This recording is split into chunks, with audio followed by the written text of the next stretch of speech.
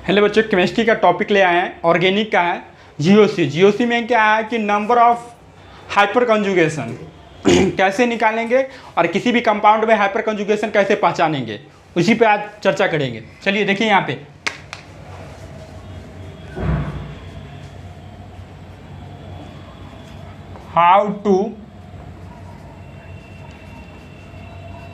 how to identify of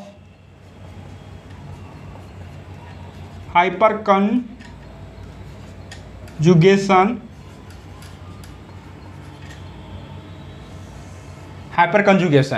देखो hyperconjugation, how to identify this hyperconjugation को कैसे पहचानेंगे, किसी कंपाउंड में कैसे इसमें है कि नहीं, पूरे ऑल केमिस्ट्री में हाइपर कंजुगेशन कैसे पहचानेंगे देखते हैं। इसका रूल क्या कहता है, पहले रूल देख लीजिए। रूल हमेशा याद रखिएगा, अगर रूल याद रखिएगा तो किसी भी कंपाउंड में आपको देख के ही पता चलेगा कि हाइपर कंजुगेशन शो कर रहा है कि नहीं कर रहा। चलिए पहला रूल क्या कर रहा है कि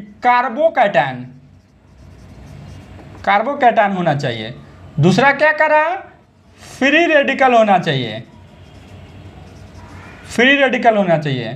तीसरा क्या कर रहा है, एल्कीन होना चाहिए। उसके बाद एटलीस्ट वन अल्फा हाइड्रोजन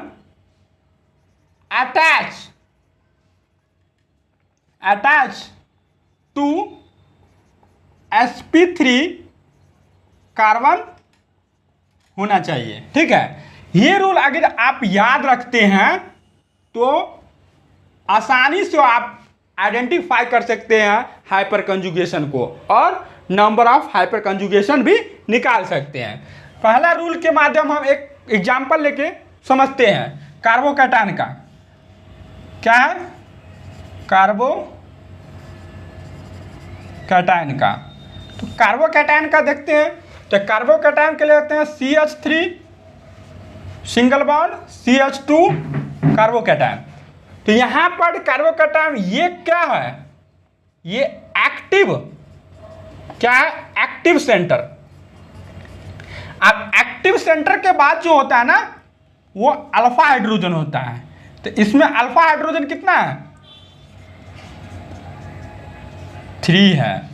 चलिए दूसरा क्या है, ये आप समझ गए कि एक कार्बोकैटायन है, कार्बोकैटायन में अल्फा हाइड्रोजन कितना है, ये हो गया, ये कंजुगेशन शो करेगा, ये हमेशा कंजुगेशन शो करेगा कार्बोकैटायन। दूसरा क्या है, फ्री रेडिकल।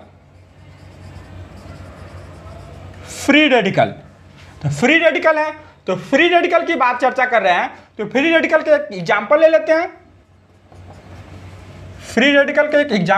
हैं, CH3 CH2, ये फ्री रेडिकल है। तो फ्री रेडिकल है, ये क्या हो गया आपका एक्टिव सेंटर के बाद जो होता है अल्फा हाइड्रोजन। तो अल्फा हाइड्रोजन कितना है, यहां भी 3 है, तो यहां पर कंजुगेशन भी कितना हो जाएगा, 3 हो जाएगा, नंबर ऑफ हाइपर कंजुगेशन। अब तीसरा रूल क्या कहता है,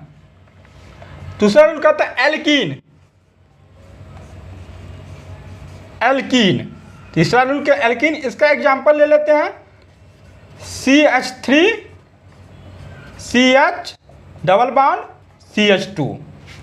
अब इसमें एक्टिव सेंटर कौन है, आप लोग बताइए, इसमें एक्टिव सेंटर कौन है। इसमें एक्टिव सेंटर ये पूरे हैं, एक्टिव सेंटर ये पूरे हैं। तो एक्टिव सेंटर ये पूरे हैं, तो इसमें अल्फा हाइड्रोजन कितना हो गया, 3 हो गया। नंबर ऑफ हाइपर कंजुगेशन कितना हुआ, 3 हो गया। ये यहां तक आपका क्लियर हो गया, आप समझ लाइए। फिर से मैं एक बार दोहरा देता हूं, आपको पहचानना होगा हाइपर कंजुगेशन। तो पहला कार्बोकैटायन देखना है, दूसरा फ्री रेडिकल देखना है, तीसरा एल्कीन देखना है, और at least 1 alpha hydrogen attach to sp3 hybridisation carbon atom. यहां पर देखिए sp3 हाइब्रिडाइजेशन शो कर रहा है, 3 गो हाइड्रोजन 1 4, तो sp3 हो रहा है, यहां भी sp3 हो रहा है, यहां भी sp3 हो रहा है। चलिए यहां तक हो गया, समझ गए। अगला देखते हैं कि स्टेबिलिटी देखते हैं, कार्बोकैटायन में स्टेबिलिटी कैसे पहचानेंगे। हाइपर कंजुगेशन में स्टेबिलिटी देखते हैं। सबसे ज़्यादा किसका स्टेबिलिटी होगा। एक और पॉइंट आ गया स्टेबिलिटी। तो स्टेबिलिटी देखते हैं किसमें, हाइपर कंजुगेशन में, कार्बोकैटायन में देखते हैं, कार्बोकैटायन में देखते हैं। तो कार्बोकैटायन में स्टेबिलिटी, इसका रूल क्या कह रहा है, इसका रूल कह रहा है कि जितना अल्फा हाइड्रोजन उतना ही स्टेबिलिटी होगा, ये रूल कह रहा है। ये रूल याद रखिएगा। अब आपको स्टेबिलिटी पूछेगा हाइपर कंजुगेशन में सबसे ज़्यादा स्टेबिलिटी कौन होगा, याद रखिए जितना अल्फा हाइड्रोजन उतना ही स्टेबिलिटी होगा। ठीक है, चलिए आप बताइएगा, एक एग्जांपल लेते हैं, आप बताइएगा स्टेबिलिटी किसका सबसे ज़्यादा है।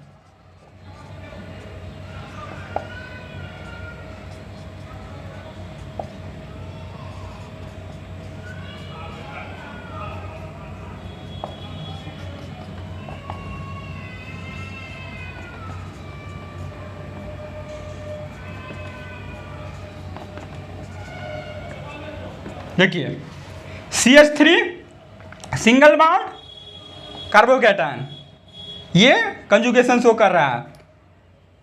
CH3 single bond carbocation CH3 single bond carbocation CH3।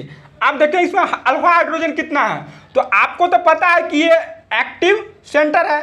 Active centre के बाद जो होता है वो अल्फा हाइड्रोजन होता है। तो अल्फा हाइड्रोजन इतना क्या है, 3 है।